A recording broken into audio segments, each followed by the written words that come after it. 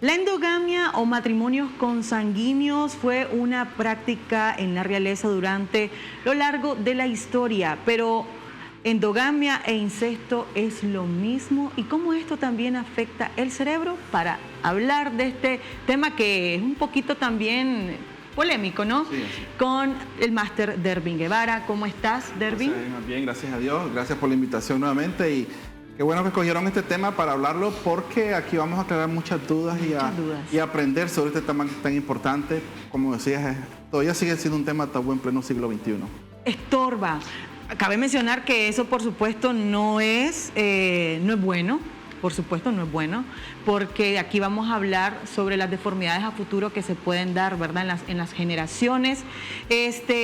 Y bueno, primero descifremos por qué se daba esto en la realeza, porque todo tiene un comienzo, ¿verdad? Todo tiene un inicio. Todo tiene un inicio. Y un porqué, ¿verdad? Y un porqué. Cuando hablamos de endogamia, hablamos de la práctica cultural y socialmente aceptada de hacer relaciones de parentesco, de matrimonio, entre familiares cercanos, consanguíneos, ¿verdad?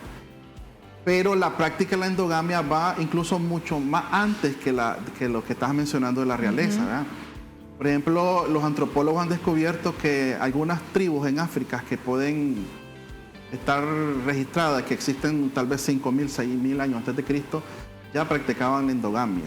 En Asia, en algunos países de Indonesia, mismo en algunas culturas árabes, la práctica de la endogamia estaba bien institucionalizada y todavía se sigue practicando, ¿verdad? Sí. ¿Por qué? Porque cultural y socialmente es aceptable. ¿Por qué fue aceptable? Bueno, porque lo que las familias querían era preservar el linaje, mantener las herencias y preservar la etnocracia, es decir, el sentirse orgulloso de parte de un grupo tribal, de un grupo en particular o de una nación. Entonces, habían intereses no solamente emocionales o afectivos, pues no es simplemente el hecho de que un primo se enamorara de una prima hermana, sino que muchas de estas relaciones eran realizadas como transacciones comerciales o como alianzas para preservar lo que mencioné anteriormente dentro de la familia o dentro del pueblo en particular. Entonces era aceptado, culturalmente aceptado. Lo único que los avances científicos de la época no permitían demostrar de que esa práctica, aunque era cultural y socialmente aceptable, tenía consecuencias a corto, a mediano y largo plazo en las futuras generaciones de esos pueblos, de esas tribus. Exactamente, que de ahí también nace la mandíbula de Habsburgo. Así es, que obviamente esto fue como se realizó con el último de la dinastía de la realeza, que era esa mandíbula predominante, ¿no? Predominante, correcto. Y creó un hito en alguna medida porque en algunos pueblos, principalmente el tener la mandíbula pronunciada o lo que se le dice la cara jalada, era como una señal de estatus en el sentido de que eso daba una muestra visible, fisiológica, de que se estaba preservando el linaje. Es más, algunos pueblos practicaban algo que es aberrante para nosotros en esta época, lo que se llama la felación. La felación es un ritual en donde los familiares adultos, los varones, llevaban a los adolescentes a un ritual de iniciación o de transición entre la adolescencia a la adultez, entre ser un niño a ser un cazador, y esta felación consistía en un sexo oral que los adolescentes le hacían a los adultos, wow, pero en un sentido en que hacían la transición de adolescente a adulto, y a través del semen que el adulto le daba al niño, al adolescente, supuestamente le estaba transmitiendo las cualidades de un guerrero para poder ser funcional en la tribu donde pertenecía y poder eventualmente tener una vida completa en el término, pues, de poder tener esposa, hijos. Pero estamos hablando de tribus que están casi por extinguirse, pero todavía existen. Ay, ojalá este tipo de prácticas. Sí. Las Naciones Unidas, a través de la UNICEF, ha intentado proteger los derechos de estos niños, pero ha sido prácticamente imposible porque son tribus que viven sumamente aisladas. En algunas de ellas hasta se practica el canibalismo y se ha determinado que esta práctica, que para nosotros es aberrante, pero para ellos conserva, ¿verdad? Es lo irónico, conserva parte de la esencia de lo que es de esa tribu en particular. No, es que imagínate, cada tribu con su tema, ¿no? Porque hay otro que también a las niñas hasta cierta edad ya les cortan su clítoris disque para que no sientan ella ese placer. O sea, es cuestión también de ignorancia. Es lo que se llama la circuncisión femenina, que puede ser una circuncisión parcial, es decir, el clítoris es cercenado parcialmente, o una circuncisión total, que es le cortan completamente el clítoris del niño.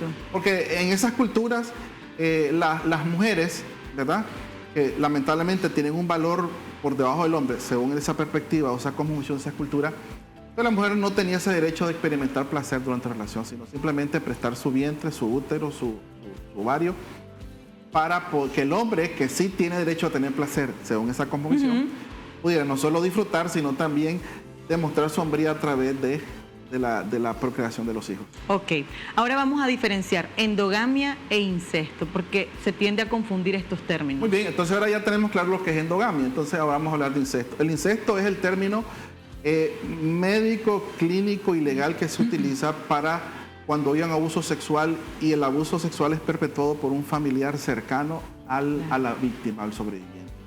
Es decir, no es lo mismo un abuso sexual de un desconocido a una niña o de un desconocido a un niño, que cuando es papá biológico, papá de crianza, abuelo paterno, abuela materna, tío, que practica el abuso, que ejecuta el abuso sexual.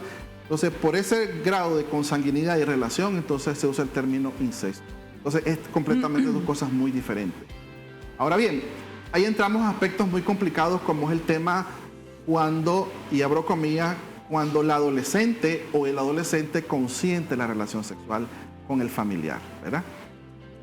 Hablábamos, mientras entrábamos al programa, hablaba del dicho popular que usamos al menos en nuestra cultura, de que entre primos, hermanos o parientes el amor es más ardiente, ¿verdad? Es un término que no deberíamos de usarlo, pero lo usamos en el sentido de que toda relación prohibida psicológicamente genera un grado de adrenalina impresionante.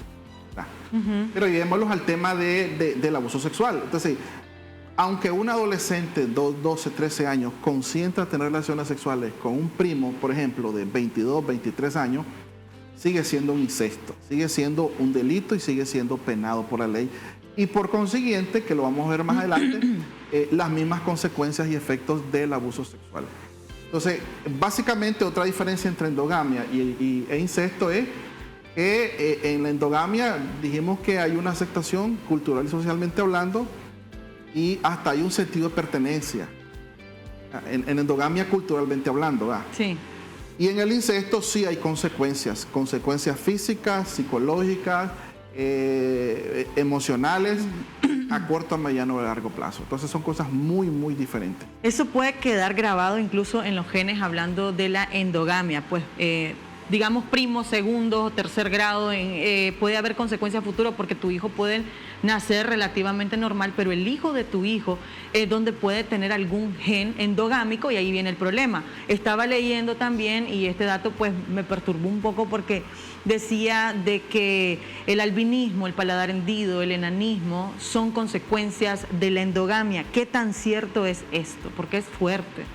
Sí, bueno, todavía se sigue estudiando los efectos genéticos de la endogamia.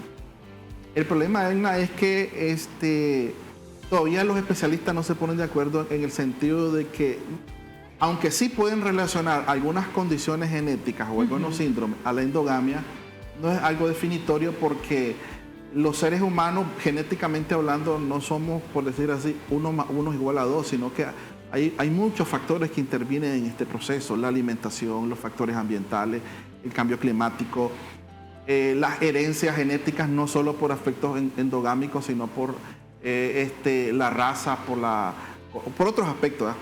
Sí. Entonces es muy complicado definitivamente decir, bueno, las personas albinas o las personas con Down o las personas son porque sus padres, sí hay un factor. O su tatarabuelo tiene algún Correcto. Gen. Sí, es fuerte decir. Sí manejamos, al menos en mi práctica clínica, cuando atiendo niños con trastorno del desarrollo neurológico, que hemos hablado, siempre hago la pregunta si los padres tienen algún grado de consanguinidad de parentesco. Casualmente atendí un caso recientemente donde, cuando la mamá me dictó el apellido del niño, voy a inventar un nombre, no es pero voy a inventar el nombre, Sotelo, por ejemplo. Entonces yo tuve que preguntarle, le digo, Sotelo, ¿usted es familiar del papá? No, esa es pura coincidencia. Pero sí he tenido casos donde me dicen los padres, sí, nosotros somos primos hermanos o somos parientes y por eso compartimos el mismo apellido. Entonces, eso entra como un factor de riesgo. No es determinante, pues, no se le puede decir a la persona, al paciente, su niño tiene TEA, su niño tiene discapacidad intelectual o tal condición, porque ustedes son primos, hermanos, no. Hay muchos factores que intervienen. Lo importante saber es que en nuestra cultura occidental no es aceptable, ¿verdad? Y voy a explicar las consecuencias que no es aceptable. No es aceptable moral, religiosa y legalmente de las relaciones endogámicas. Así es. ¿Verdad? Y actualmente, de hecho, se hizo famosa a raíz de un fotógrafo que él hizo pública una fotografía de la familia endogámica más famosa de Estados Unidos y son los Whitaker, que de hecho, o sea, ellos tienen el cerebro de un niño de 5 años y sus rostros son deformes. Se comunican a través de sonidos de animales, o sea, es terrible. Sí, entonces, eso siempre ha existido en el sentido de que desde que se ha practicado la endogamia siempre han habido esos efectos genéticos en la descendencia. El problema es que recordar que antes no manejábamos estadísticas. Por ejemplo, si buscas estadísticas de aborto en el siglo XVIII no vas a tener datos estadísticos. Si buscas estadísticas, por ejemplo, de niños con Down en el siglo II después de Cristo no hay estadísticas. Entonces, hay personas que argumentan así, de que la relación endogámica no necesariamente produce malformaciones genéticas, porque se ha practicado a través de los siglos, a través de la historia, y son casos aislados. Entonces siempre la respuesta es, bueno, no es que no existieran, sino que no teníamos datos estadísticos. Ahora sí tenemos datos estadísticos. Y también no se conocía el término. Correcto, y datos documentados como el de la familia que estás mencionando, ¿verdad? Que ahí se marca muy bien los efectos o las consecuencias genéticas a nivel neurológico, principalmente, porque la parte que domina un poco más, a nivel neurológico de este cruce genético entre los mismos familiares. Así es, si quieren de hecho profundizar en el tema, está en el canal de YouTube, de hecho el documental se llama El rostro de la endogamia. Vamos a irnos a un corte comercial y luego hablamos de qué es lo que produce la endogamia y el incesto al cerebro. Ya volvemos. La endogamia, ¿cuáles son los efectos neurológicos que esta práctica puede provocar? Hablemos ahora de esto y después mencionamos lo del incesto también. Muy bien. Cuando hablamos de efectos neurológicos estamos hablando del funcionamiento del cerebro. Ahora, para que el cerebro funcione bien, estructuralmente debe desarrollarse de forma correcta, para usar ese término, ¿verdad?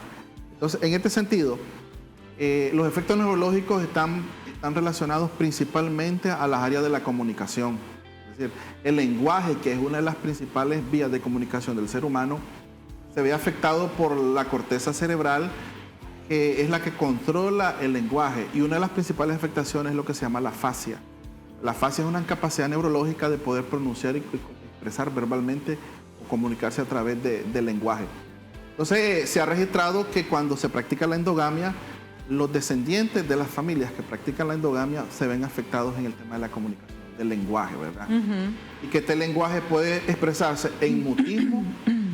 El mutismo no hay una condición física para la incapacidad de hablar, pero es a nivel neurológico, no habla. Existe también lo que es el mutismo selectivo y existe la afasia, que es la dificultad para comunicarse. Claro, o sea, si alguien en Rusia anda un gen así y está otro, ponele en China, y se juntan, esta persona podría afectar, digamos, el gen de su generación. Bueno, es posible. No soy genetista, pero es posible porque mientras el ser humano sea portador de algún gen, ¿verdad? Me imagino, ¿verdad? Como repito, no soy genetista, pero me imagino que hay algunas variables que entran en juego para que ese gen se manifieste en las siguientes generaciones. ¿Verdad? Otra área que se afecta por el tema de la endogamia es el tema de la inteligencia, ¿verdad? La inteligencia.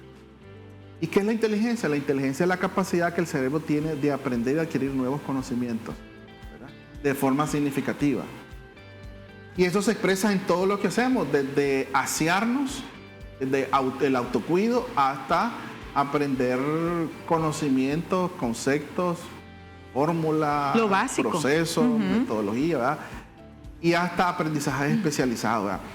Entonces se ha registrado, como mencionabas, el caso documentado ese, que esta familia tenía problemas de inteligencia, ¿verdad? De habla y de inteligencia muy marcados, donde literalmente este caso y entre otros, estas personas vivían casi, y abro comillas, como animalitos. En el sentido que la más mínima condición de aseo en el hogar.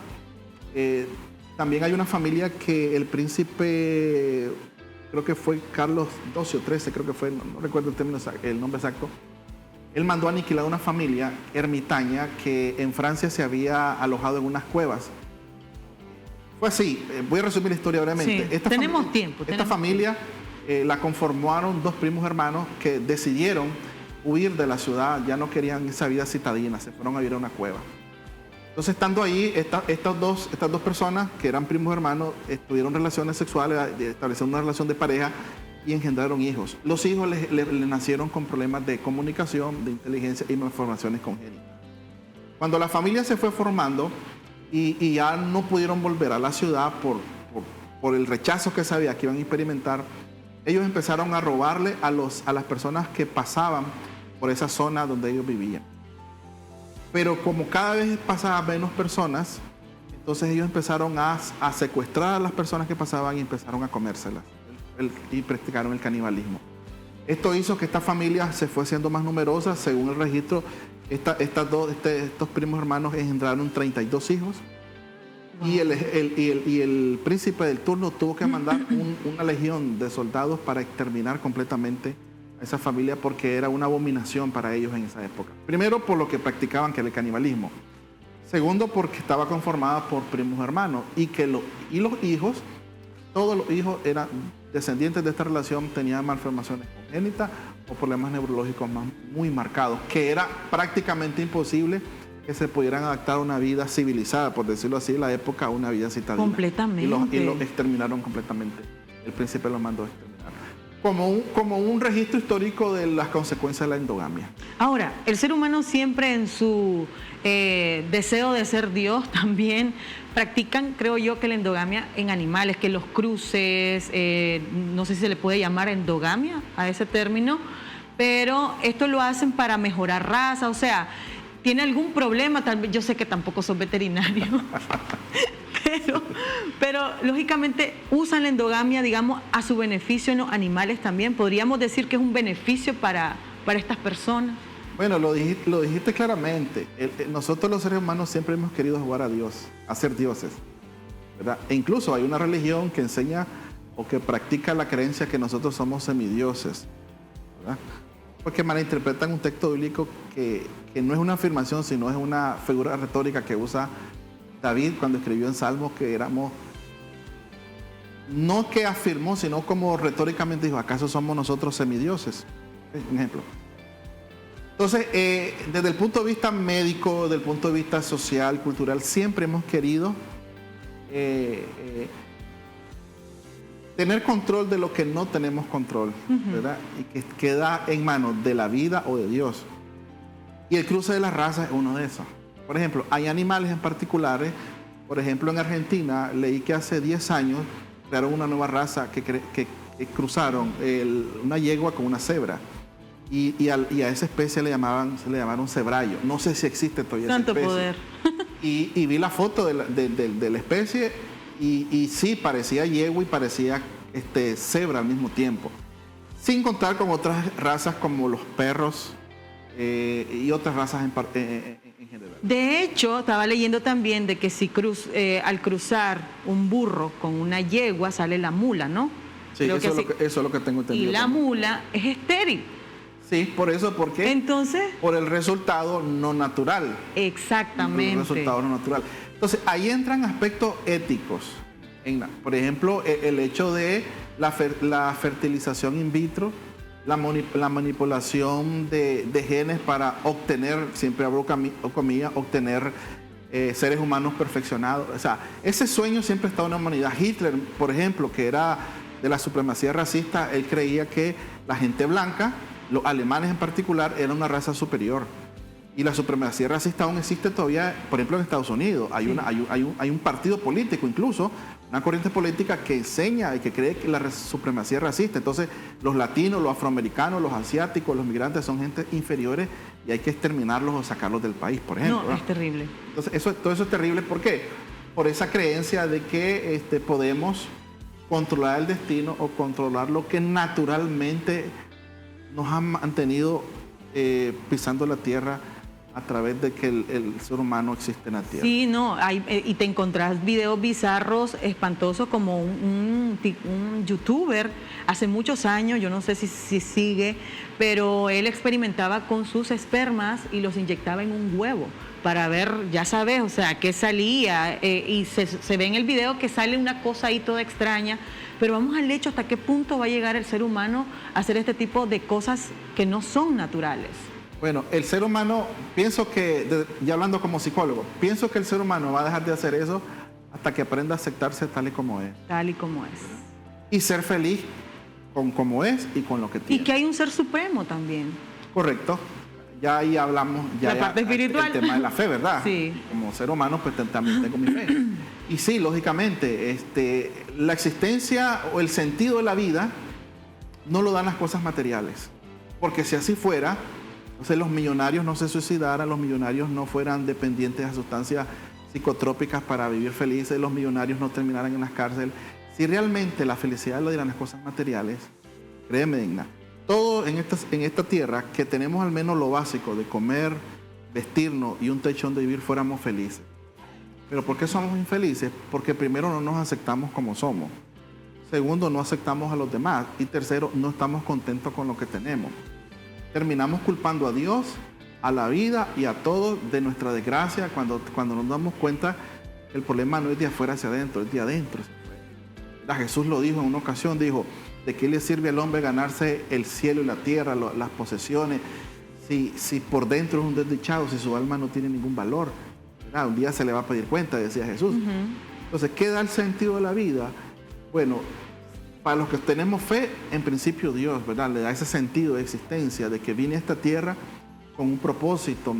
No es que vine porque mi papá y mi mamá estuvieron de travieso y olvidaron tomarse la pastilla y accidentalmente salí, no, sino porque vine a esta tierra con un propósito. Un propósito. Cuando descubro cuál es el propósito de mi vida y que siempre tiene que ir impregnado el tema de servir a los demás, ¿verdad? Hagamos lo que hagamos, seamos docentes, seamos comunicadores, seamos psicólogos, seamos maestros, seamos diputados, seamos lo que seamos, siempre dar el sentido de la vida de que venimos a esta tierra a servir. Entonces también le da más sentido a nuestra vida. Entonces, mientras la humanidad no entienda eso, vamos a seguir experimentando en tantas cosas que al final terminan en aberraciones. Intentando sacar leyes aberrantes, como por ejemplo la autodestrucción, el suicidio, porque hace mucho tiempo también salió un artículo de personas que estaban protestando para que se legalizara. Imagínate vos, porque no tienen un propósito esas personas. Entonces, al sentirse como de dónde vengo, a dónde voy, quién soy, ¿me entendés? Cuando no entienden el concepto de la vida, entonces salen con este tipo de propagandas. Vale más que no se legalizó, sí. ¿Verdad? Hay un escritor muy bueno, para mí es una mente brillante del siglo XIX, se llama Émile Durkheim, filósofo. Y él en esa época profetizó, abro comillas, como sociólogo profetizó la enfermedad del siglo XXI y él lo llamó la anomia. Y Émile dijo que la anomia iba a ser la principal causa de suicidio en la sociedad moderna y posmoderna. Ahora, para este sociólogo, ¿qué es la anomia? Es la falta de sentido en la vida. Entonces, Émile dijo, un hombre del siglo XIX, un filósofo, un sociólogo del siglo XIX, dijo, en la sociedad moderna, que ya la pasamos y la estamos en una posmodernidad, y ya estamos dejando la posmodernidad, ahora estamos en otra época, dijo, la principal enfermedad de la sociedad va a ser la anomia, que millones de personas, dijo, alrededor del mundo van a vivir por vivir sin tener un sentido de la vida. Y eso va a ser la principal causa del suicidio desde el punto de vista sociológico, lo dijo este brillante escritor. Y ahí están las estadísticas. Ahí están, sí.